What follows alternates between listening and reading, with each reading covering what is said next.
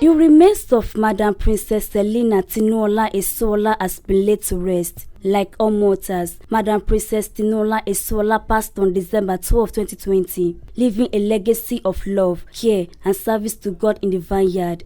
The matriarch of the Esola's family from Oyo was born to the Obasa's family in December 12, 1931, to late Madam Elizabeth Awoyeju Obasa Narubidi Ile-Ife. She was the firstborn of her parents, 4 females and 1 male. Princess Tinola Esola moved to Lagos at age 6 with her auntie, Princess Felicia Sijuade, and started new life in Lagos with the promises of a bright future ahead. Madam Princess Tinola Esola met the love of her life, late Pa Ezike Esola, in 1955, and the lovebirds married in 1956 in Lagos. They both started their young life in Isalioko for many years before relocation to Ikeja area of Lagos. In 1983, Madam Tinola moved to Oyo with her husband, Pa Ezike Oyetunji Esola, when he was coronated as the Baale of Iseke Oyo. Madam Princess Tinola was a devoted, loving, and caring mother to the end of her life. She will be fondly remembered as the mother-head who cared for all her children and families and the community.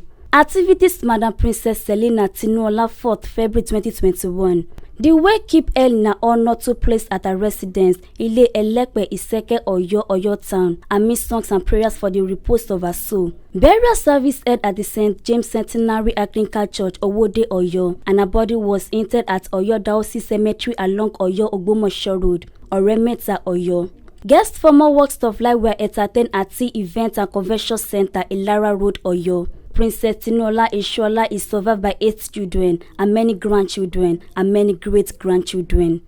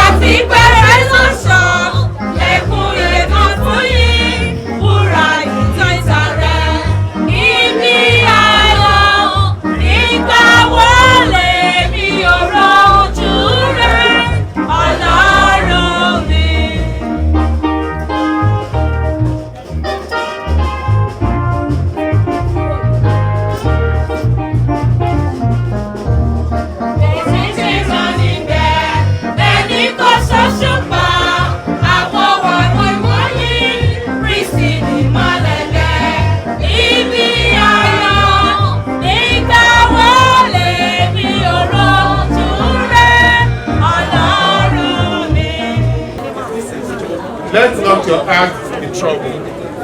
Yea, believe in God. Believe also in me. In my Father's house are many mansions. If it were not so, I would have not told you. I go to prepare a place for you. And if I go and prepare a place for you, I will come again and receive you into myself. That where I am, there ye may be also. And when I go, ye know, and the way ye know. Thomas said unto him, Lord, we know not whither thou goest, and how can we know the way? Jesus said unto him, I am the way, the truth, and life. No man comes unto the Father but by me. If ye had known me, ye should know my Father also.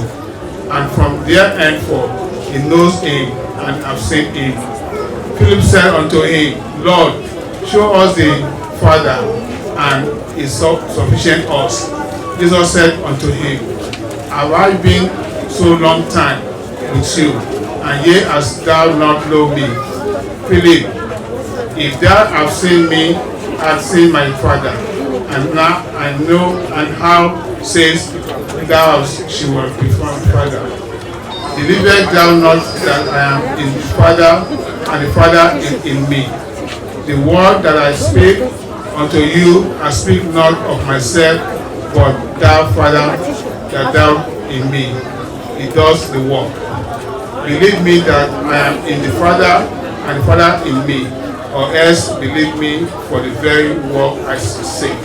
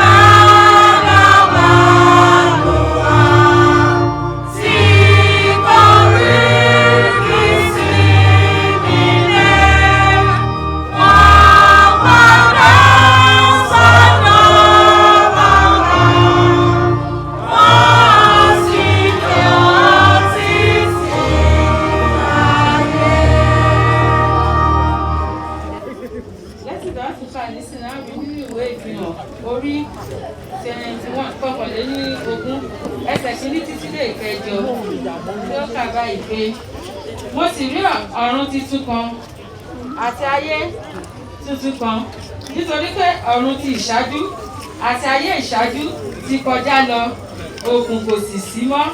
Mo sì rí ìlú mímọ́ nì, Jerusalem titun, àti ọ̀run sọ̀kalẹ̀ láti ọ̀dọ̀ Ọlọ́run wá, tí a múra sílẹ̀ bí ìyàwó tí a ṣe lọ́ṣọ̀ọ́ fún ọkọ rẹ̀.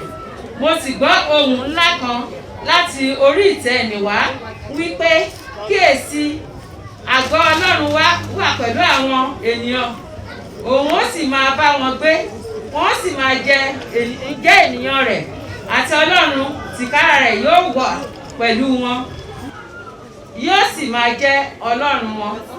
Ẹsẹ̀ 4. Ọlọ́run yóò sì nu omijé gbogbo nù kúrò ní ojú wọn, kì yóò sì sí ikú mọ́, tàbí ọ̀fọ̀, tàbí ẹkún, tàbí bẹ́ẹ̀ ni kì yóò sì ìrora mọ́, nítorí pé ohun àtijọ́ ti kọjá lọ. Ẹni tí ó jókòó lórí ìtẹ́ nì sì wí pé, kíyèsí, mo sọ ohun gbogbo di ọ̀tun. Ó sì wí fún mi pé, kọ̀wé rẹ̀, nítorí ọ̀rọ̀ wọ̀nyí òdodo àti òtítọ́ ni wọ́n. Ó sì wí fún mi pé, ó parí. Èmi ni Alpha àti Omega, ìpilẹ̀ṣẹ̀ àti òpin. Èmi ó sì fi omi fún ẹni tí òǹgbẹ ń gbẹ láti orísun omi ìyè lọ́fẹ̀ẹ́. Ẹsẹ̀ 7. Ẹni tí ó bá ṣẹ́gun ni yóò jogún nǹkan wọ̀nyí. Èmi ó sì máa jẹ́ Ọlọ́run rẹ̀, òun ó sì máa jẹ́ ọmọ mi. Ẹsẹ̀ 8 tí ó gbẹ̀yìn ibi kíkà yìí tí à ń kà. Ṣùgbọ́n àwọn òjò àti aláìgbàgbọ́ àti ẹni ìríra àti apani àti àgbèrè àti oṣó àti abọ̀rìṣà àti àwọn èké gbogbo ni yóò ní ipa tiwọn nínú adágún tí ń fi iná àti sulfuru jó, èyí tí í ṣe ikú kejì. Because everybody knows that àsìkò tá a wà yìí kò gbà yàn láàyè láti máa pẹ́ níta. So we are going to give permission to one of the children. They are going to put us together to give us a representative. Any one of them that is going to give talk testimony about Mama, a member from the family, a short member, then ìkan lára àwọn ọmọ ilé Elépè ní Ìṣẹ̀dẹ̀ bí wọ́n á gbà wọ́n láàyè.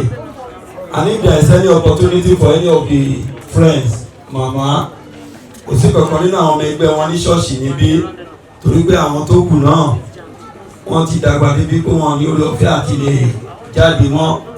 So tó bá jẹ́ pé àwa rí nínú wọn, we may give opportunity to any one of them. So let's kickstart from the children. Who is going to represent the children? And I want to say just 3 minutes. Àmọ́ wá gbé akíkanjú púpọ̀. Wọ́n lè fi ìwà akíkanjú yẹn wọ́n fi kọ́ wa. Kò sínú àwọn ọmọ wọn jẹ́ pé ayọ̀lẹ. Kò sínú wọn rárá ayọ̀lẹ. Àti gbàgbé mi gẹ́gẹ́ bí àkọ́bí àti kékeré bá lọ́wọ́ àti dúró dè ní ìjìká. Jókòó síbẹ̀ bá wọn nǹkan tí mò ń ṣe. Wọ́n ti bá wọn dáná. Àwọn àbúrò wọn tó kù máa dáná fún wọn láti kékeré. So wọ́n jẹ́ akíkanjú. Wọ́n lè fi akíkanjú yẹn fi kọ́ wa. Dẹ́ màmá jẹ́ onínúure. Kò sí kan tó lè ṣe fún yàn. Kọ́ pàtó fún wọn náírà lọ́wọ́ wọn.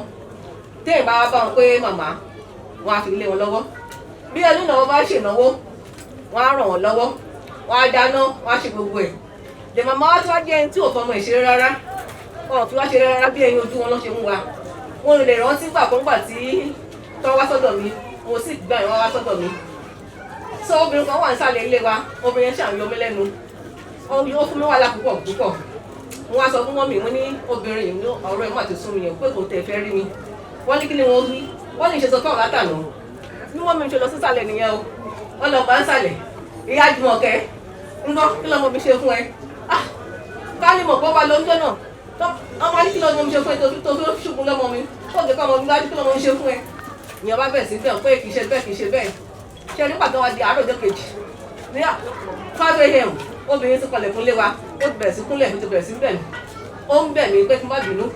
Nígbà tó wá tó bí ọ̀sán fọ́dà líìsì náà gbà líìsì yẹn ò tẹ̀ tó ọ̀ parí líìsì wọn. Mo gbà wọ́n pé láàárọ̀ ọ̀sẹ̀ méjì wọ́n ti kókó kúrò nìyẹn. Obìnrin yẹn ṣàfù mọ́tò tí mo ní mo fi lásídẹ̀ǹtì. Wọ́n fún mi wàhálà púpọ̀ púpọ̀. So màmá wa jẹ́ tó fọmọ ìṣeré rárá. You can go to any length tó bá ti tọ́ ọmọ ẹ̀. Mo dúpẹ́ lọ́wọ́ Ọlọ́run fún ìyá rẹ̀ ta ní ìyá aláàánú ta ní Ọlọ́run lọ́dún ààrẹ àfọ̀rọ̀rùn ké wọn.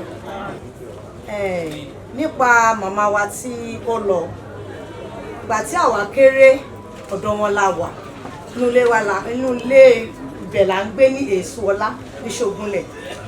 Mo rántí àwọn ìgbà kan torí màmá tèmi àwọn níyàwó bàbá kékeré Èsúọlá. Mo rántí ìgbà kan tó jẹ́ pé tá bá lọ sí school ibì kan wà ní ẹ̀gbẹ́ ilé wa ní Èsúọlá wọ́n ṣe bẹ̀ bí gáràjì tí dádì baálẹ̀ máa ń pààkì mọ́tò wọn sí gbà yẹn. Ibẹ̀ gẹ́gẹ́ bí ọmọ kékeré ibẹ̀ ni máa lọ sá sí tí mi ì fẹ́ lọ sí school. But tí màmá bá ti rí mi bí sí wá ń bí kí ló dé tó lọ léèwé mo lè nítorí owó pẹ́ńsù owó kinní kan màmá á wọlé wọ́n á fún mi ní owó yẹn wọ́n á ní kí n lọ síléèwé dandandandan màá lọ sí school. Mo á dúpẹ́ lọ́wọ́ Ọlọ́run lọ́jọ́ tèmi nítorí pé gbogbo ìtiraka màmá lórí gbogbo àwa ọmọ ìyá bàbá kékeré ó jẹ́ ìtiraka tó dáa. Wọ́n dẹ̀ máa ń kọ́ wa wọ́n máa ń dáa tó bá jíjọ́ Sunday táwa fẹ́ lọ sí church màmá yìí náà ló máa ní kí ló dé ìwọ ò lọ sí church ìwọ ò lọ sí church ó yẹ tètè máa lọ sí church. So gbogbo àwọn nǹkan yìí kò jẹ́ ká tiẹ̀ mà rárá pé àwọn kan ni wọ́n bí wa títí dìgbà tó fi dàgbà yìí náà tẹ́mi bá wá sọ̀yọ̀ ń bí báyìí màá dọ́dọ̀ wọn màmá báwo ni o kíní kan wá ní Bísí o ti dé ọmọ oyè káàbọ̀ ilé bàbá ẹ̀ náà rèé kíní kan. So gbogbo kíní yẹn jẹ́ kí inú mi dùn pé mo jẹ́ ọ̀kan nínú ọmọ Èsúọlá. Inú mi máa ń dùn ní gbogbo ìgbà torí pé ìyá yìí kì í ṣe abiyamọ ni lótìtọ́ gẹ́gẹ́ bí àǹtí mi ṣe sọ wọn ò dẹ̀ ya ọmọ kan sí ọ̀tọ̀ àtọmọ ìyàwó àtọmọ ìyálé gbogbo àni wọn kó jọ tí wọ́n dẹ̀ ń tọ́. Mo dẹ̀ gbàgbọ́ pé nípa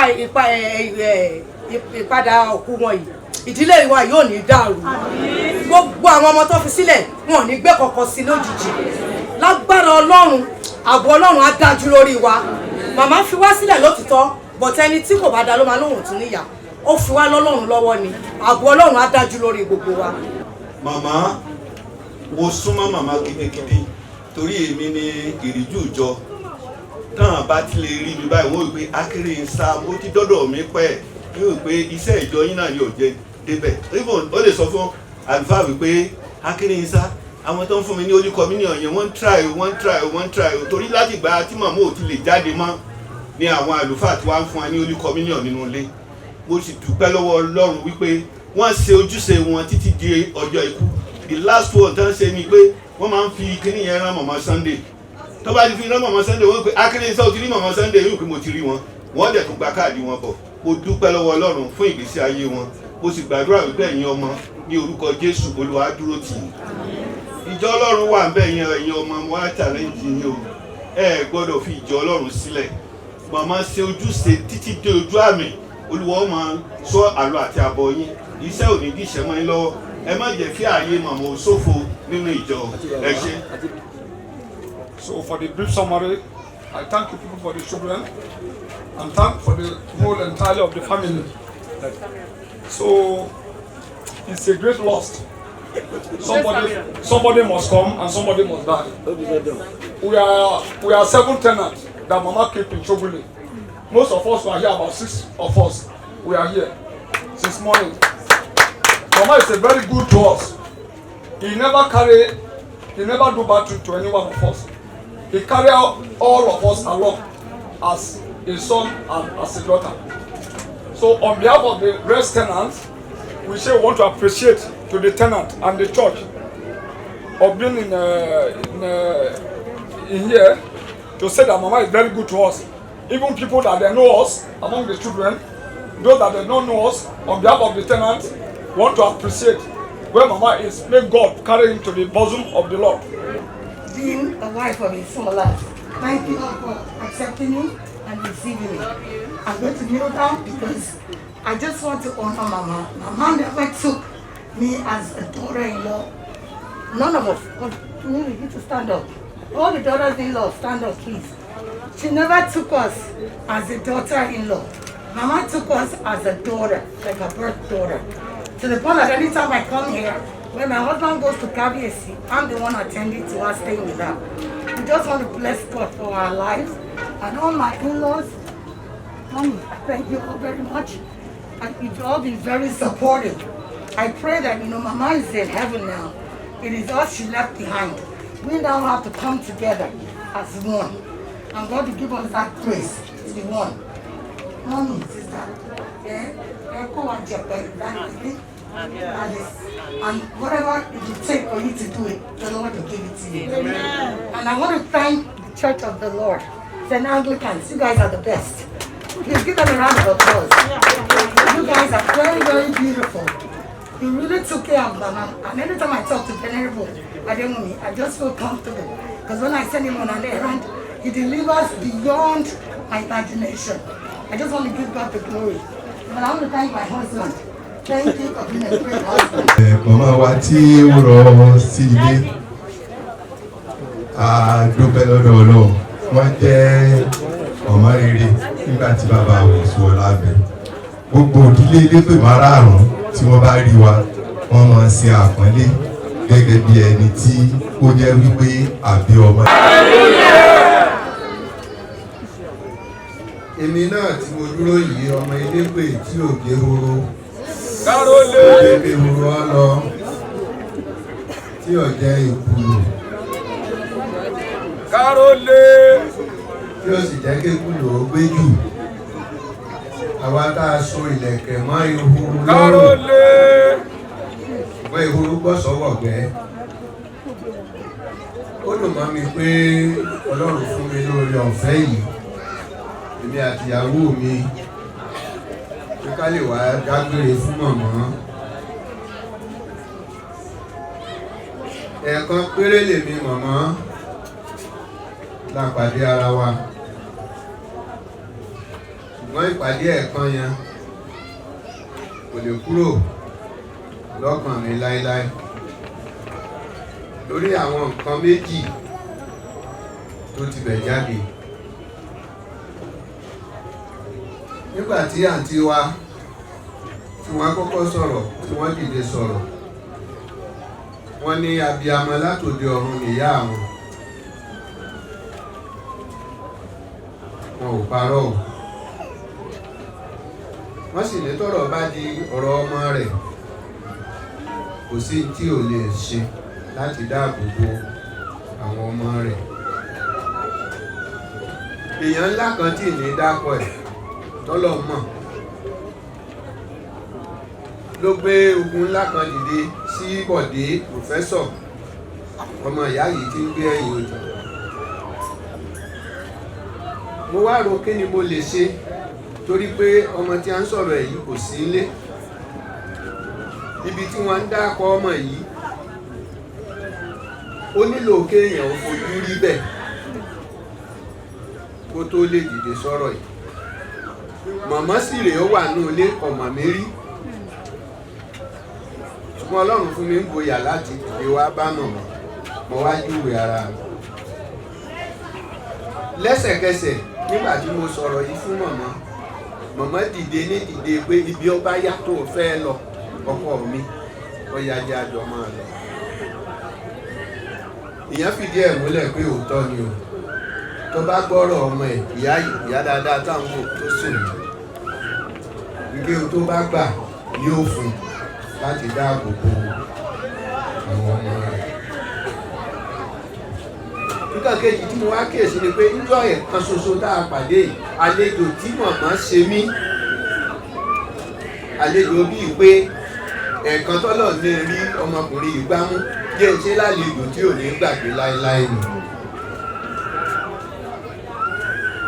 kò wá yà mí lẹ́nu nígbà tó yá tí mo láǹfààní àti lọ sí ibi tí Bọ̀dé àti Àánú ìyàwó rẹ̀ tí wọ́n ń gbé ní Maryland. ó wá hàn sí mi gbangba pé ipa iṣu ẹ dákun kọ́ lọ́mọ yẹn ó rẹ̀ tàbí kó gbé jáde ló bá gbó yìí kí ọmọ rẹ̀ ṣe lè já ìdáko orúkọ mọ́mọ́ tó ṣe sí ṣé ìyá ọmọ yẹn ò lè dìde ní.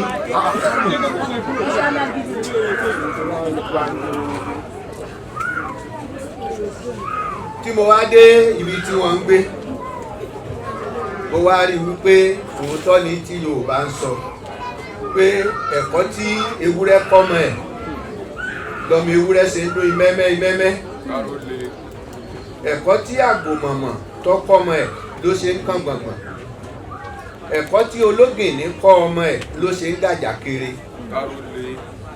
torí tẹ́ ẹ bá rí iṣẹ́ àánú tí Bọ̀dé àti Àánú tí wọ́n ń ṣe káàkiri àgbáyé ẹ mọ̀ pé lọ́wọ́ ìyá yìí ni wọ́n ti bá ọwọ́ rẹ̀ ni wọ́n ti gbà òun ni wọ́n fi jọ ẹ̀yìn ìyá yìí ò lè bàjẹ́ láéláé torí pé Ọlọ́run ti ran àtọkọ rẹ̀ lọ́wọ́ láti fi àwọn ọmọ agbẹ̀yìn tẹ́yìn ṣe sílẹ̀ gbogbo yẹn pẹ́pẹ́pẹ́ o ẹ dàgbà o ẹ ní dàgbà ya o.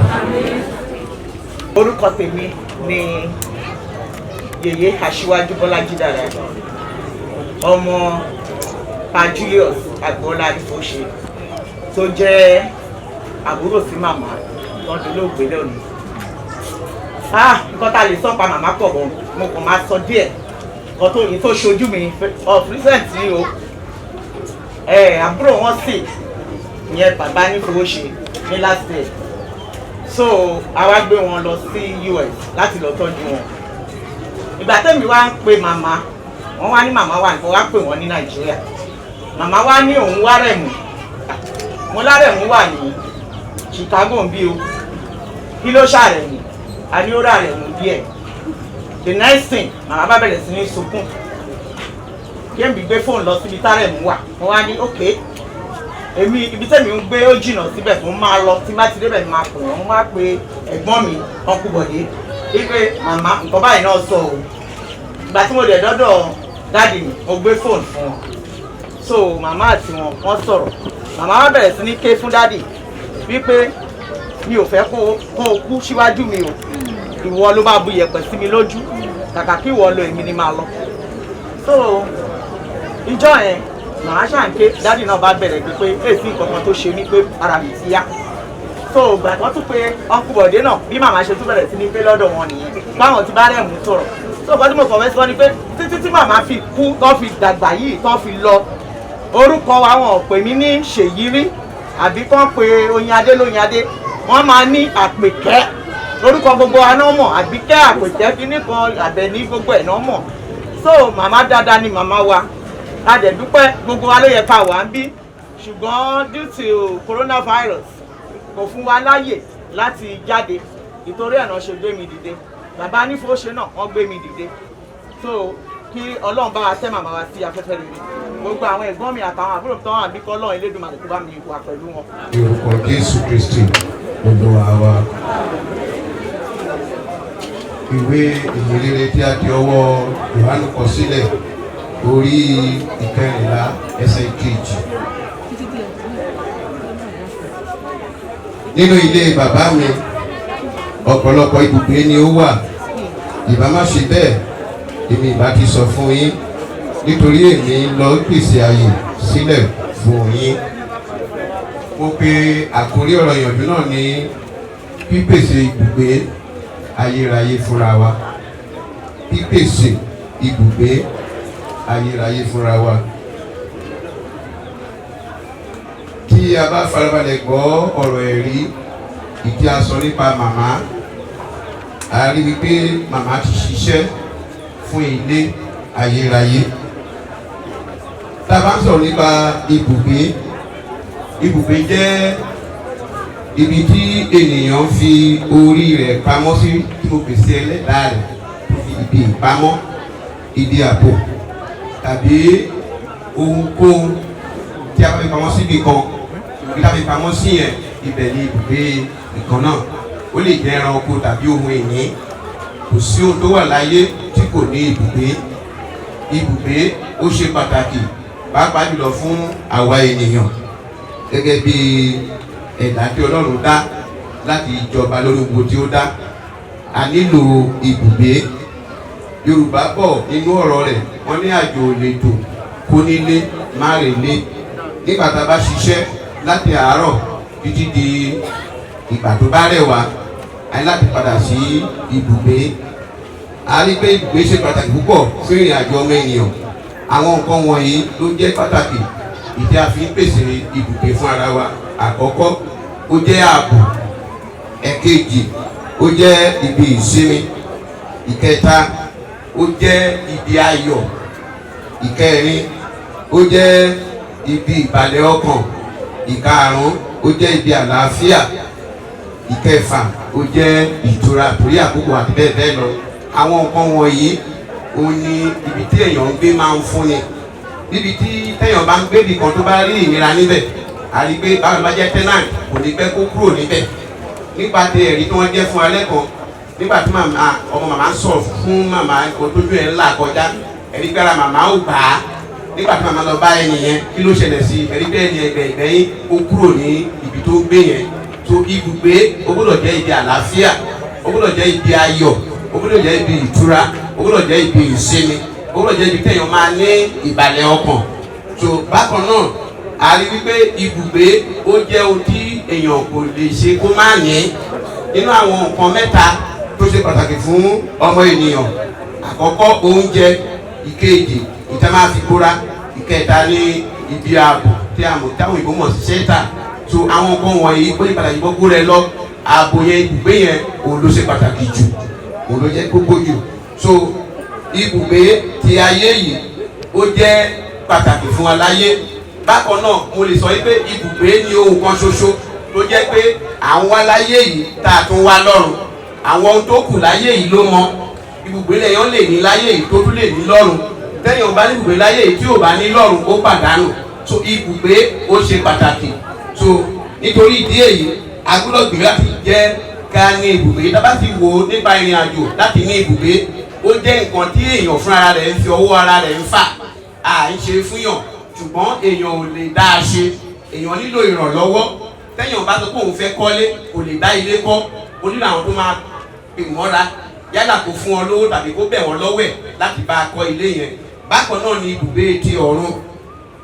Àwa la máa ṣètò rẹ̀ bá ti máa débẹ̀, ṣùgbọ́n a ò lè dá pèsè ibùgbé yẹn fún ara wa. A nílò olùrànlọ́wọ́ tí yóò ràn wá lọ́wọ́ láti ní ibùgbé ní ọ̀run.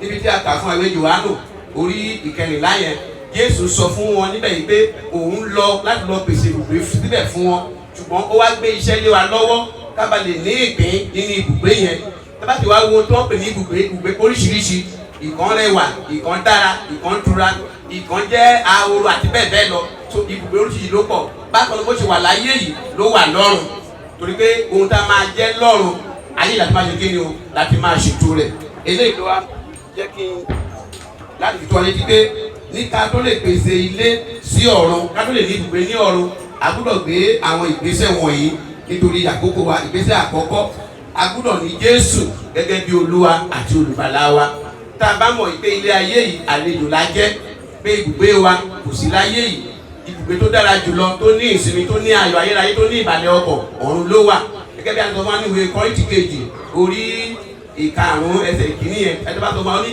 àgọ́ ara tá a gbé wọ̀ yìí á di wíwó níjọ́ kan a ó wá gbé àgọ́ ara àìkú wọ̀ eléyìí ni ibùgbé ayérayé so à ń láti ṣiṣẹ́ fún láti ṣiṣẹ́ fún a gbọ́dọ̀ ní Jésù gẹ́gẹ́ bí Olúwa àti olùgbàlà wa ìgbésẹ̀ àkọ́kọ́ nìyẹn ìgbésẹ̀ kejì kí a máa pa ọ̀rọ̀ rẹ̀ mọ́ tàbí kí a tẹ̀lé àṣẹ rẹ̀ àti tó bá pa fún wa tó ní ká ṣe kéde ká ṣe a gbọ́dọ̀ tẹ̀lé àṣẹ rẹ̀ ìkẹta ìwà àti ìṣe wa pẹ̀lú ọ̀rọ̀ ẹnu wa ó gbọ́dọ̀ bá ti Jésù Kristi mu nínú ìwé orin wa orin ìkejì ní ìwé orin mímọ́ ẹsẹ̀ ìkejì àti kẹta àbí ẹsẹ̀ kẹta ó ní kí ọ̀rọ̀ wa àti ìṣe wa wípé tìrẹ làwa ń ṣe káyí ọ̀rọ̀ wa kó lè wípé ti Jésù ni wá káyí kí wọ́n rí wa pé ọmọ Ọlọ́run ni wá ẹ jẹ́ ká wo àwọn ẹ̀rí tí wọ́n jẹ́ nípa màmá nípa iṣẹ́ rere àwọn àna jẹ́rìí àwọn ọmọ jẹ́rìí àwọn ọba kan jẹ́rìí bẹ́ẹ̀ ni kì í ṣe pé bóyá ó jẹ́ ìyàwó nìkan ṣùgbọ́n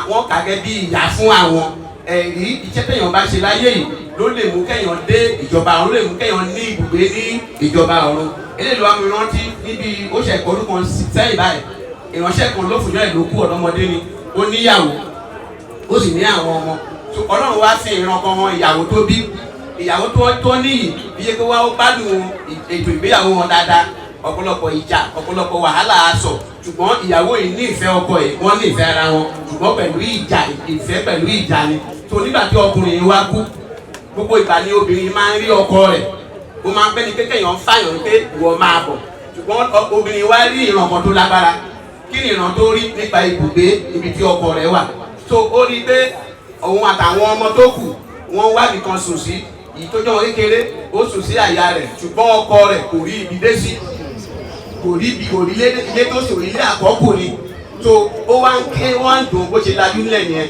tó ó wá sáré bá mi torí pọ̀ ọmọ ìjọ mi ni nígbà tó wá dé lọ ní mo ní à bàbá yìí ti lọ kò sí ìdókàn yín mọ́ eléyìí jẹ́ ẹ̀kọ́ fún ẹni ṣùgbọ́n ìwọ ni kó ronú nígbà tí wọ́n máa fi ayé yìí sílẹ̀ kó lè ṣe kí ni o kó lè rí ibi dé sí ó fi hàn yín pé ọkùnrin tó kù yẹn kò rí ibi dé sí tọ́lá ní káwọ́ lóòótọ́ ọmọ ìjọ ni ṣùgbọ́n kò fà kan wá sí ṣọ́ọ̀ṣì rí kó wọ́n lè dá nǹkan kó wọ́n ti wọ́n ti jọ̀bọ̀ tí ṣọ́ọ̀ṣì wa tí atẹ́gùn sí ilé ìjọsìn wa mú lọ bá oní bàbá yẹn gbàdúrà fún wa kí kúrò níwájú òun bẹ́ẹ̀ orúkọ rẹ̀ wà náà táǹgbà náà lọ́sọ̀ọ̀sẹ̀ lóṣooṣù gẹ́gẹ́ bí ẹbí gẹ́gẹ́ bí ìdílé ṣùgbọ́n ó kọ̀ láti ṣe ìfẹ́ Ọlọ́run wá sí ìyàwó ẹ̀ lójú ẹ̀mí láti rí ibi tí ọkọ rẹ̀ gbé ó wá tójú ẹ̀ pé ó ní bàbá mo nífẹ̀ẹ́ ọkọ ibi tó ń gbé yóò tẹ́ mi lọ́rùn mo á sọ fún ìránṣẹ́bìnrin ò ní ààyè àṣàtúnṣe mọ́ tiẹ̀ ti kọjá ó ti gbé yẹn ìwọ ni kò gbìyànjú kó o bá lè ní ibùgbé tó ọkùnrin obìnrin yẹn ó tó wá tẹ̀lé mọ́ iṣẹ́ ìṣirò láti gbà yẹn lọ bí wọ́n bá bẹ̀ ni wípé ìtẹ̀yàn bá ṣe láyé yìí ló máa sọ ibi tó ń lọ nígbà tó bá parí ìrìn àjò ayé yìí